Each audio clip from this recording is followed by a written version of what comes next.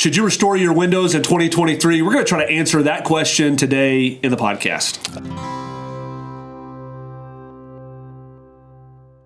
Hey everybody, it's Ty, and this is the Old Home Rescue Podcast. And so this is our first podcast, and I seem like I'm a little excited. I should calm down. It's okay. We've been talking about this for so long that we are excited to finally do it. So I think a little bit of excitement's okay. Yeah, and I think this is an important question to answer. I know, a lot of people are concerned about everything that's going on in the world in 2023 as far as like the price of things. Everybody knows like the cost of everything has gone up. And so, I think this was a question we wanted to answer being, part of the community of window preservationists. We're always talking about like how do we restore and how do we preserve, and I think we kind of give you our 2 cents on this. Morgan, before we get started, maybe it makes sense, seeing as they might not know everything about us, that you tell them a little bit about you, and then I'll take a turn and say a little bit about me. Yeah, it's always good to know who you're listening to advice from. So I'm Morgan Reiner with Old Home Rescue.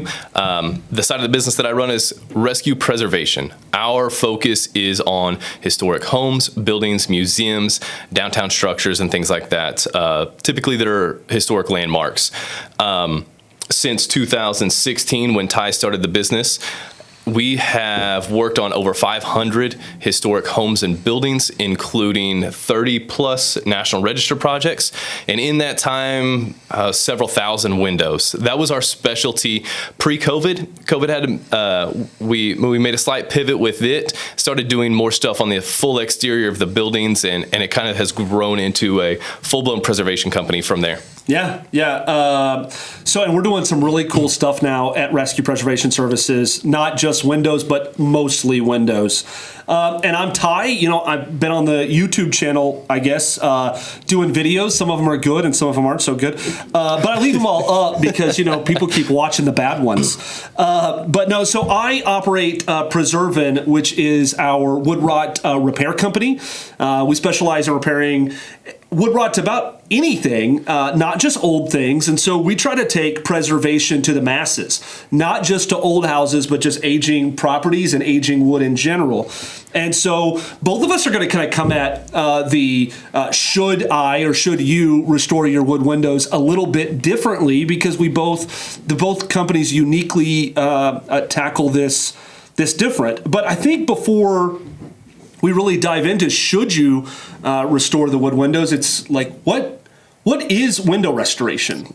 That's the biggest question of them all, because there's so many people out there using so many different words, or they're using restoration, but it's a widely different scope of work. I was at a commercial project this morning where they were struggling on their specifications, and I told them, we can start at this number, but we could climb to 3 or 4 times that number, but I just need the details. Depend on your definition of restoration. Depends on your definition of restoration. So I know Morgan always comes really prepared to these things, or hopefully he will continue to come prepared for these things. He's got some definitions. Morgan, just start us out from, I guess, the National Park Service. Yeah, so how does the National Park Service define these things? The National Park Service is kind of like the governing body on historic preservation. They take care of a lot of your landmark sites, Monticello, things like that. So restoration, based on theirs, and like this might seem like a small detail, but it's an important one, because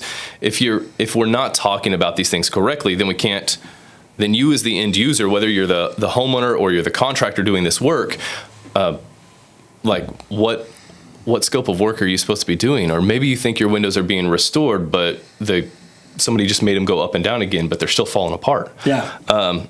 So restoration is defined as the act or process of accurately depicting the form, features, and character of a property, or in this case, a window, as it appeared in a particular period by the means of removal of the features from other periods and reconstructing missing features from the restoration period. So basically means like putting it back as close as possible the way it was when it was first built. Yep. So appearance, operation, everything how it was the day that was installed there. So when a lot of what window restoration gets defined by the things you see on YouTube, right? Like the different videos, and there's a lot of great people out there making amazing content. And so for a lot of people, window restoration, and I think it would be accurately described by that, would be fully removing the upper and lower sash, scraping those down, removing most of the paint, if not all of the paint, removing the original glass, salvaging that glass, cleaning it, then resetting that glass, reglazing, repainting, glazing being new putty glazing, traditional putty glazing like you see behind Morgan over here with the Sarco, and then reinstalling those sashes into also restored, stripped down, cleaned up jam, and then making those windows function as was original. Like that's pretty much what's on, what's out there on YouTube and what's in some of the most popular books, right? Yeah, absolutely. Yeah. So I guess the question is now, but there's also window preservation. Yeah. So preservation versus restoration is a really, really critical difference in how you, maybe as a homeowner or how you as a contractor, want to go about this business or the work on your home. So preservation is just slightly different, but ever so important. Preservation is defined as the act or process of applying measures necessary to sustain the existing form, integrity, and materials of a historic period, and mostly focusing on stabilizing them and then focusing on ongoing maintenance. Gotcha. So there's your difference. Now I know there's one other definition that's really important when you're thinking about historic windows, and that's going to be rehabilitation, right? So rehabilitation is another thing, and this is why I want to bring these terms up, because a lot of times what you see on some of the YouTube channels, most people are talking about restoration, but then some are talking about rehabilitation. We take into account the kind of work that they're proposing. Yeah. And so what would rehabilitation be? Rehabilitation is the process of making a compatible use for a property or a window through repair, alterations, and additions, while preserving those portions or features which convey its historical, cultural, and architectural values. The fun with definitions. They don't make them easy to read. No. So think about that. So what I would say that is, for the most part, rehabilitation is when you're maintaining, the look of it, but you're making significant replacements to it. So that would be maybe new built sash. Windows that are manufactured in a way that is consistent. That's all rehab work. I think that kind of applies to many of the city's historic preservation guidelines, where you can get an approved maybe aluminum clad or a wood window from a major manufacturer that has insulated glass in it, but maybe it's the actual divided light glass in each individual pane, true divided light glass versus kind of being simulated with a big sheet of glass and stuff glued on either side. Right. So that would be any kind of time you're going to replace a major component of that window, or really anything in historic buildings, that'd be considered rehab. At least from my definition, we're not, we don't have degrees in historic preservation or anything like that. We're just the ones that have to do the things that architects specify. Yeah. So that's our experience here, is doing what they say to do. We have to interpret what they put on paper and then make it happen on a house. That's right. So what we're proposing here is, the question that we asked at the beginning and said we would answer is, should you restore your wood windows? And I think the first thing is to consider what could be the downsides of restoration as it's shown out there in the books and on YouTube. One of them, when you're working with a professional, is going to be the cost, especially if you're on the homeowner side or the contractor who's focused on residential work. Yeah. And the reason for that is because you take, we're going to talk in some terms, 1/1. That means one single pane of glass over one single pane of glass. Mm-hmm. 6/1, we can kind of get that. Yeah. But so in a scenario where we're dealing with a 1/1 window in the process, like you described earlier, where we're going into your home, we're going to set up a lead safe setup inside of the home to protect you and your family and your pets from the lead that is going to happen during this removal process. So lead safe setup. And it's the law. It's not just it's the literal law. When disrupting a window, you're required to do this. And so most of the things that you see online, like when somebody cuts that weight pocket into the side of the jamb. That's one of the most popular ways. That requires a lead safe setup because you are using an abrasive tool in that area on a window. That requires lead safe setup. Yeah, and anytime you're going to remove failed paint, which is right. old windows, it's going to disturb that and make it come inside of the house. So when you come out for a 1/1 setup, these are kind of our timelines after several thousand windows, and some of our colleagues around the U.S.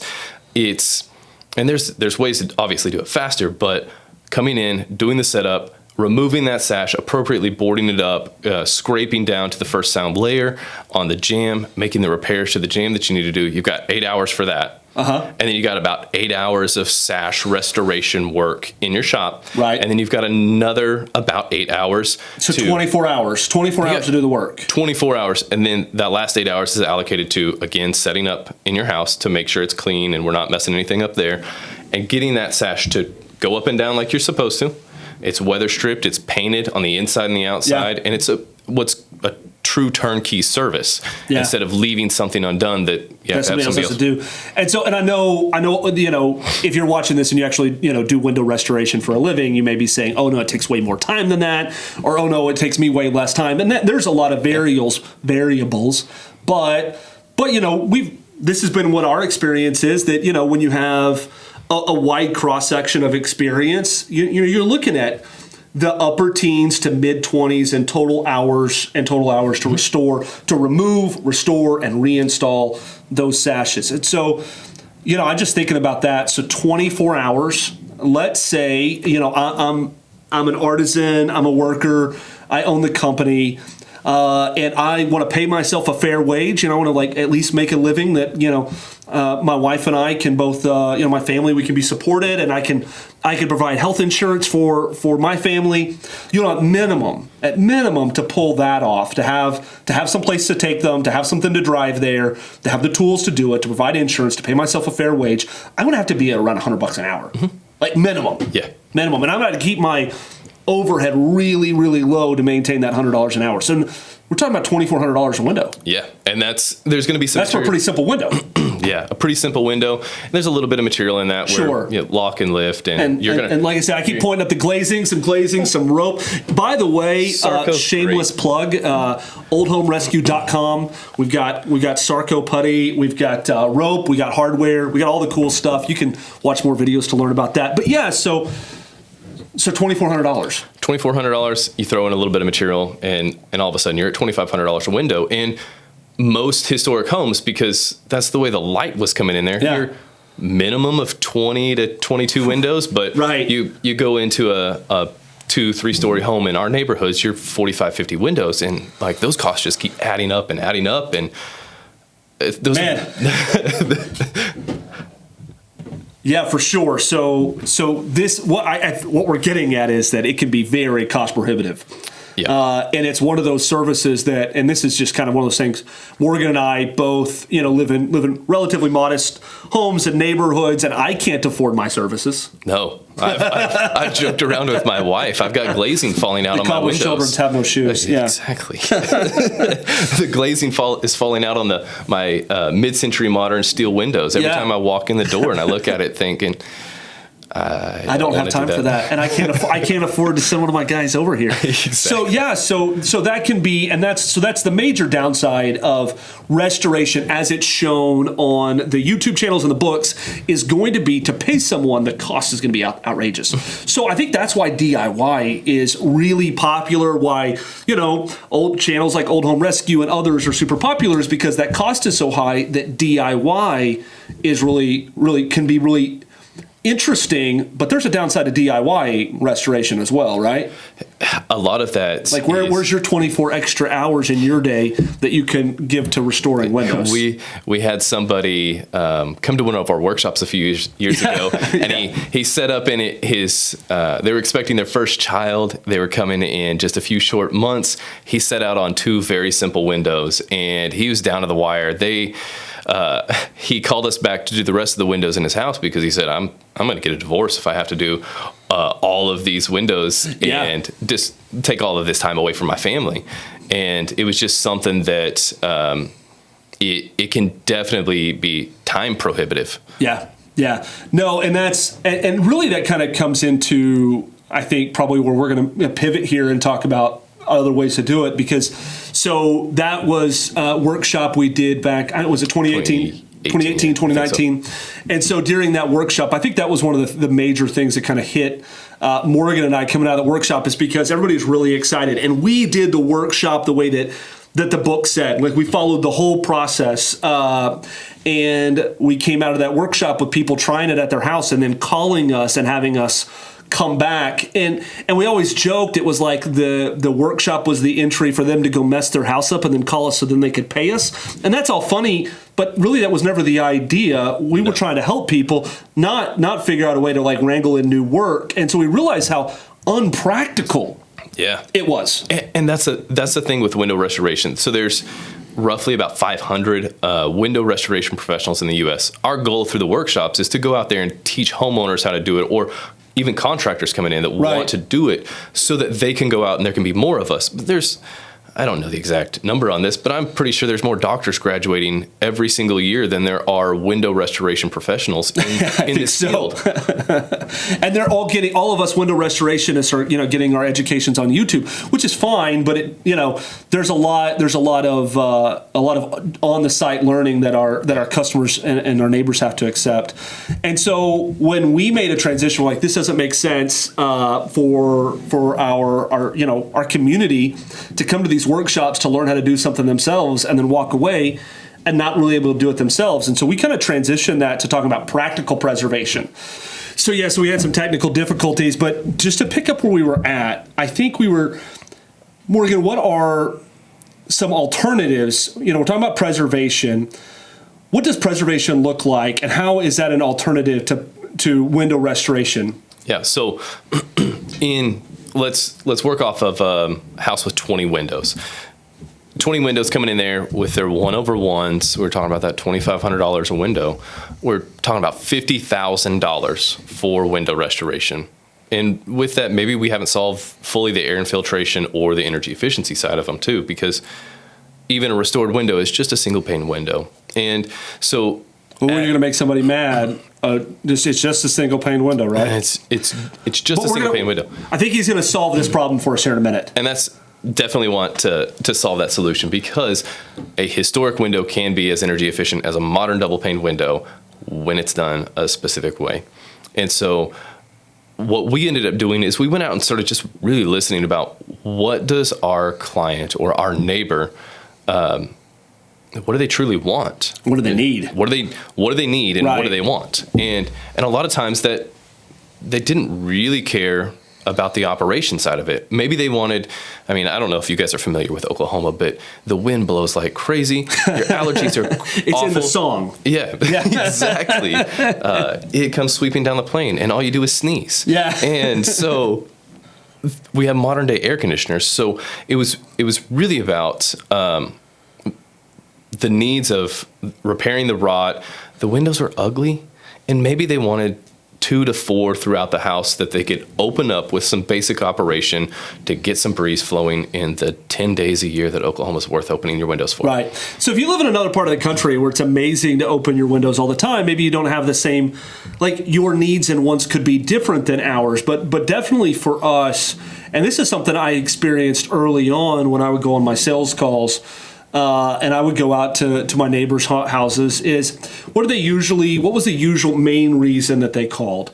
Usually it was because of just the windows were ugly, right? Like it was, the glazing was falling out, the paint was chippy, the glass had broken. The glass, that was one of the most common reasons. The glass had broken, and then maybe there was some rot or just stuff like that. And it's so weird. What I remember now, and I just like kick myself, is then that was the problem that my customer had. And if you're out there right now and you're a customer, you have an old house, maybe, like I said, comment in this if your problems are different or your needs are different. But most of mine were like, this is my problem, and here's what I did. I then would take their problem that they were communicating to me. And they say like when all you have is a hammer, everything is a nail. So all I had was these like restoration specs. And so regardless of the problem they had, everything was like, got a broken piece of glass, I can restore your window.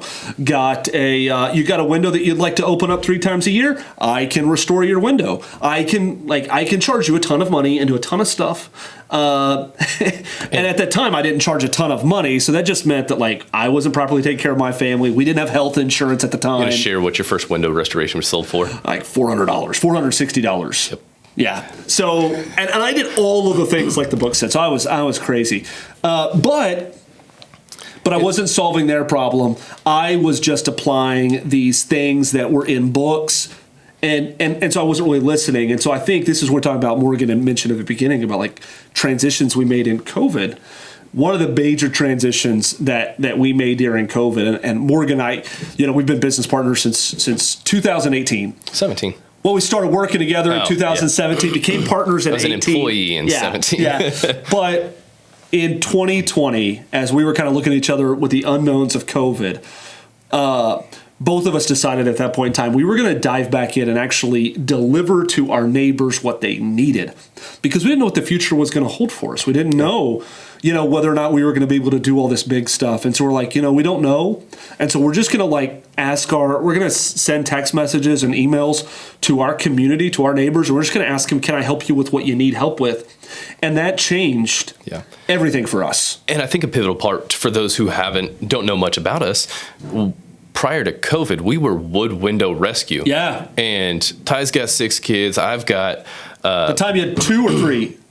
When you first started. It got so hazy during that. I don't know. 2, he has 4 now. 4. I have 4 now. That's easy to keep track of. But for those of you that don't know, or those that you do, giving you a little bit of insight, we were wood window rescue prior to COVID. Yeah. And then March of 2020 came to a screeching halt of can't go inside anybody's houses. Commercial projects shut down.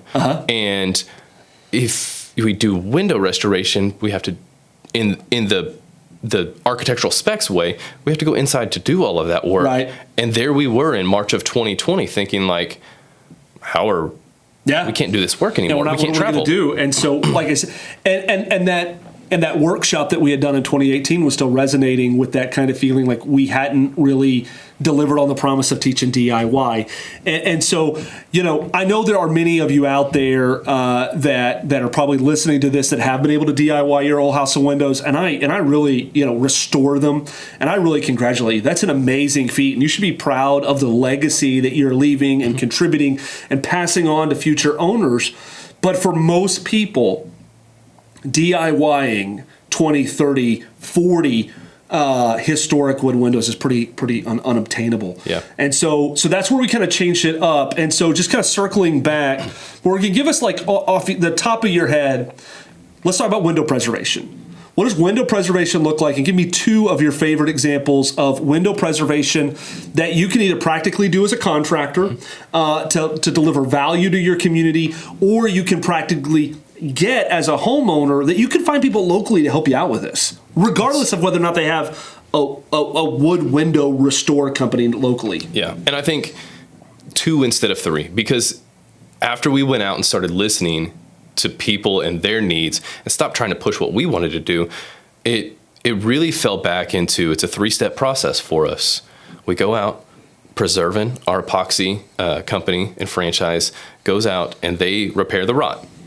Then after the rot's repaired, either we do the preservation painting or they can hire an adequate painter to paint the windows.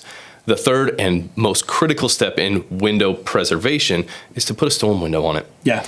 Whether that's an aluminum storm window that's operational, picture window, or you want to build a wood storm window, the biggest thing that you can do with your windows, the most important thing that you can do, rather than weather stripping them, what type of paint you're going to put on them, a storm window keeps the water away from the window, which is the water is the enemy of a wood window and all of its fail points. Yeah. So let's slow down here real quick. You hit 3 of the things that you can do that you probably can find someone locally to help you out with. You don't need some sort of unicorn window restoration contractor, one of only 500. And also of those 500, they're all booked up for the next year. Yeah. So what can you practically do? Let's start with the first one. let's talk about painting, because I think that is the most common need when you really talk about saving a wood window and making it look prettier is painting.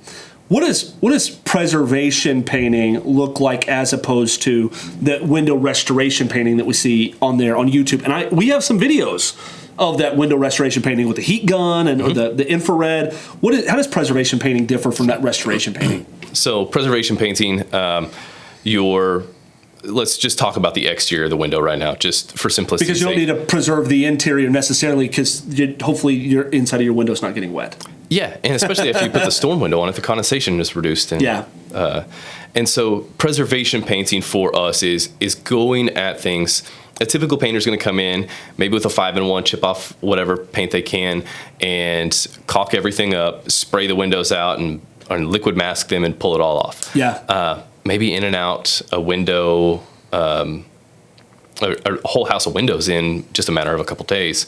Preservation painting slows that process down and takes a lot of those same specs that are with window restoration, but it applies them just to like the painting aspect of it, where we're using hand pull scrapers to scrape down to the first sound layer. So we still need to scrape the paint to do a good preservation painting job. We still need to scrape down and get a majority of the paint off. Yeah, you want to get all of the failed paint. So Absolutely. The National Park Service recommends, or their Class 2 paint is to remove to the removal of failed paint only. Gotcha. They're very specific about the difference between that and like a full paint removal. They actually say that full paint removal isn't always needed. Okay. And so you come in, you remove the failed paint, whether it's alligator, flaking, peeling, and all of those things. And then you just walk through that process of maybe it's a high quality exterior latex primer, or it's a long dry oil primer. And then you're painting, you're making those repairs, you're doing the glazing, just as if you were doing a shop glazing, but you're doing it all on site. And you've taken out, because going back to that conversation, the 24 hours, 8 hours of it was associated with the jam and prep work and removal. And then the other was associated with getting it in and making it function. So what we were able to do is we take that 24 hours and we consolidate it down to maybe 6 to 8. Yeah. And our neighbors were ending up with the same result. Right, like they're getting the same ROI, because what mattered to them was an attractive window, something that, because the average person has their house for 7 years, something that's going to get them, well beyond them, and the next homeowner was going to add value if they decided to sell it, but was also going to be done in a responsible way and in line with best practices in preservation. And it goes back to do no harm. Right. Like that's our goal. We want to be stewards of these homes, or we want to be stewards to these homes. They've been around in our area. Oklahoma became a state in 1907, so we've not been around that long. And some of you out there listening to this have 200-300-year-old homes, right? And they're not going to be standing in the next 200 or 300 years if we don't be stewards of our homes. Yeah. But we also can't break the bank doing it. Right. Well, we also have to make owning an old home accessible, because we also have to think about this, that, lots of houses, at least in our city and probably in yours, not all old houses are owned by rich people. Yeah. Right. Now, so lots and lots of houses that have traditional wood windows. They may have been built in the 40s, the 50s, and a lot of these are in more diverse economic areas. And so I think it's really we're doing a disservice to the movement when all we talk about is these highly expensive and sometimes unnecessary window restoration projects. Now, I know this is your favorite, and Morgan, he would probably, if this was up to him, he would have just the Storm Window podcast, and he would just talk about storm windows every day, all day, on the hour. But there's a lot of opinions about storm windows out there. If you're not a member of some of the groups, the Old House Fix group is a great one. There's the National Association of Window Preservation. These groups are great places for you to get information if you're a homeowner or a contractor. But storm windows, everybody's got an opinion about storm windows. Give us your practical opinion about storm windows. They solve the problems for the cheapest cost. Right. Like that's where it lands. And so for $500 or less, you can put a very attractive aluminum custom color storm window on a home. Yeah.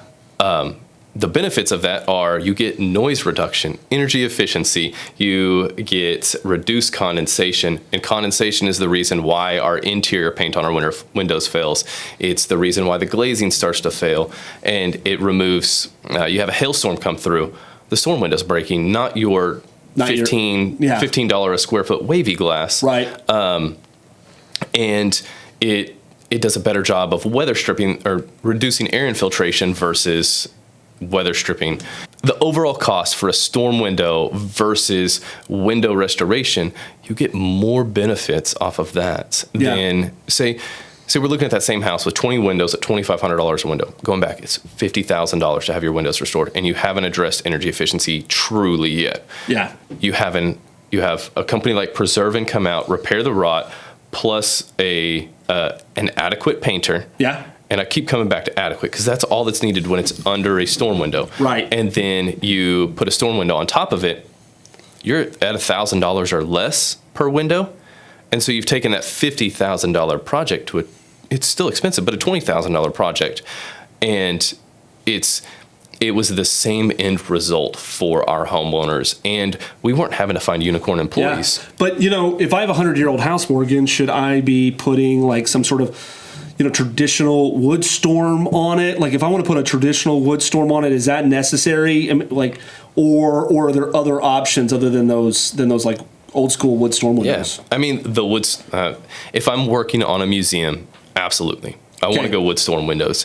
Maybe on like the front elevation of a really nice house, or even any house, really, the front elevation can be cool. And for us, like, it's easy to talk about Heritage Hills. Heritage Hills has some of the most beautiful homes in Oklahoma City, like mini mansions. And if we're working on those, then we want to talk about front elevation wood storm windows. And then let's do some cost savings on the sides and the back elevation with a color matched aluminum storm window. But even let's say because this is one thing that always comes up, we get calls and it's somebody that's got a rental property, or it's somebody that's, they're a first-time home buyer. They don't have a lot of disposable income for these storm windows. How hard is it to DIY a storm window? Can I buy a storm window from, and it might not be the perfect solution, but can I buy a storm window from the box store and install them myself?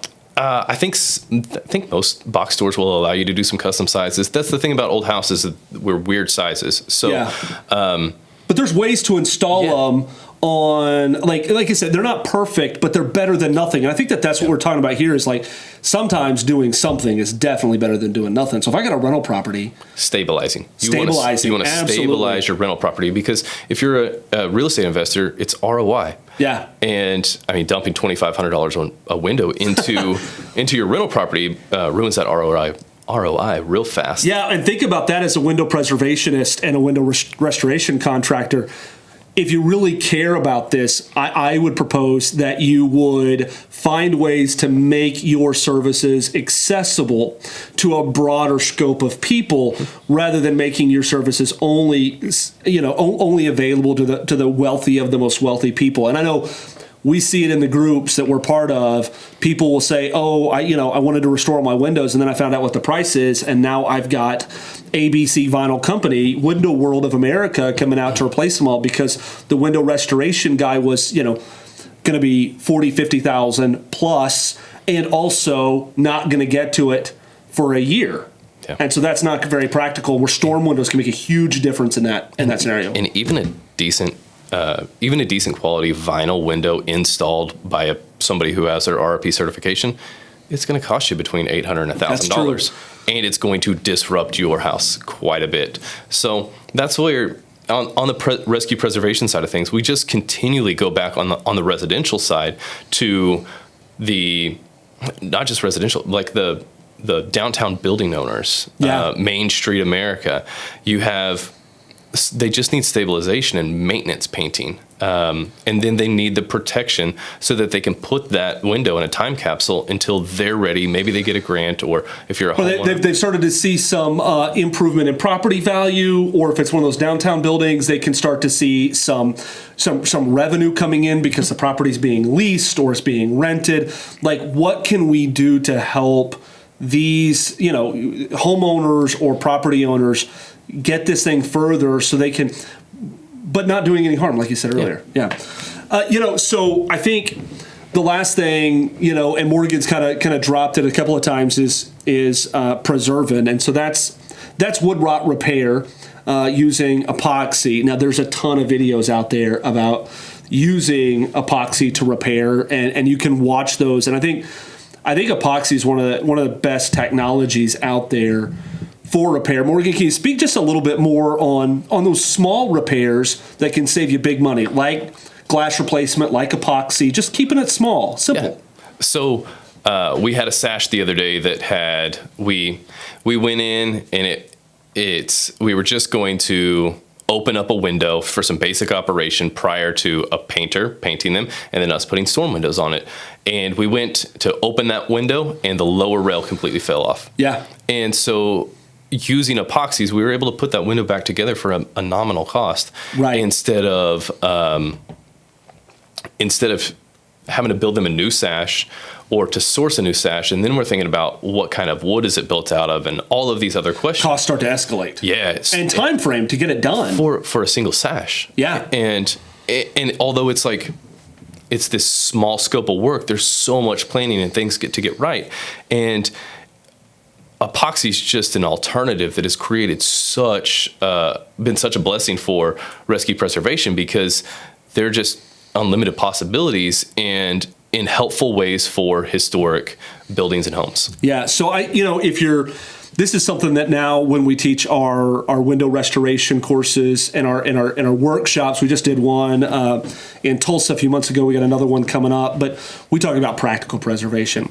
We talk about what can you do this weekend to make an impact, to make a difference. We walk people through these types of things. So just doing a rot repair with epoxy, because we can't teach somebody how to do a Dutchman repair, that is an accountant, the other 5 days of the week and also wants to spend some time with their family. So we can teach them how to do a rot repair. We can teach somebody how to cut glass. We can teach somebody how to glaze, and you can learn these things. There's plenty of resources out there, but focus on the small repairs because the small repairs get major ROI.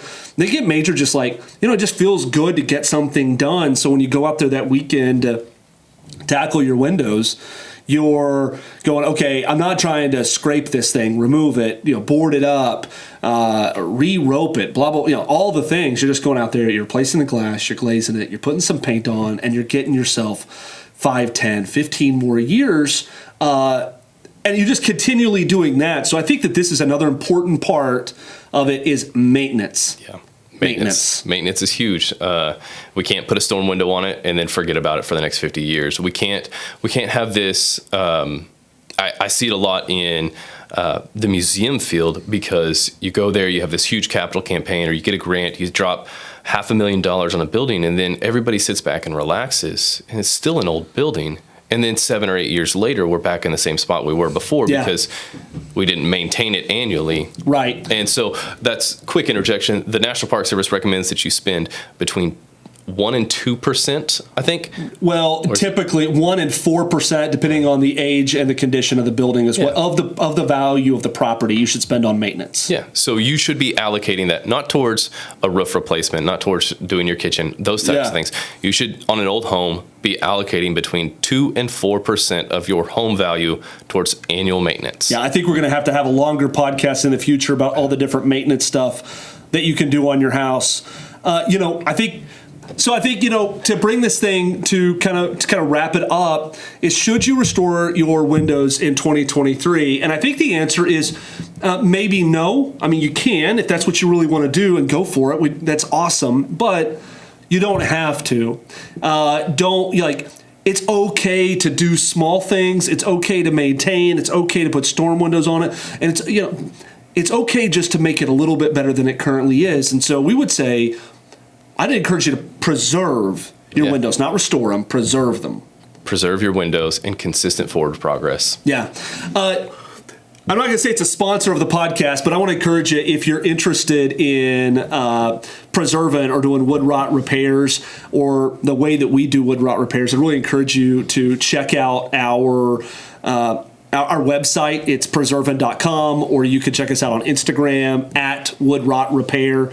And it's a really cool model that we use to not only pay technicians a really great wage, to really help homeowners out with affordable, convenient, and sustainable repairs.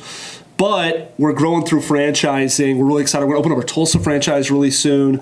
And we're looking for other people who are passionate about the environment and passionate about their communities and passionate about doing work that matters to join us as franchises. And so I want to encourage you to check that out.